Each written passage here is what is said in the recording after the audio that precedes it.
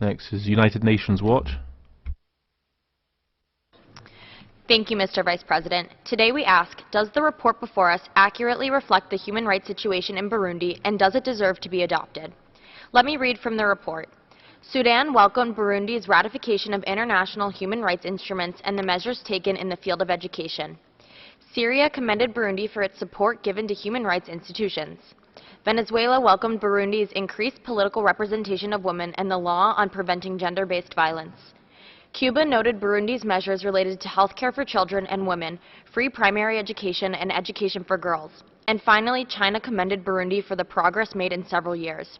Mr. Vice President, out of the 96 country statements quoted in this report, 63 offer praise for the human rights record of Burundi. Yet the truth is the opposite.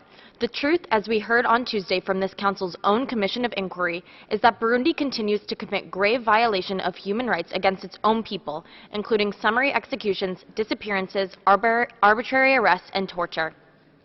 The truth, contrary to what Venezuela said in this report, is that women and children in Burundi are victims of sexual abuse on a daily basis, and that women are vastly underrepresented at all levels of government decision-making. The truth is that the recent referendum campaign was marred by violence and intimidation committed by forces loyal to the government, with people abducted or executed for supporting the opposition or for refusing to join the ruling party. Many have fled the country.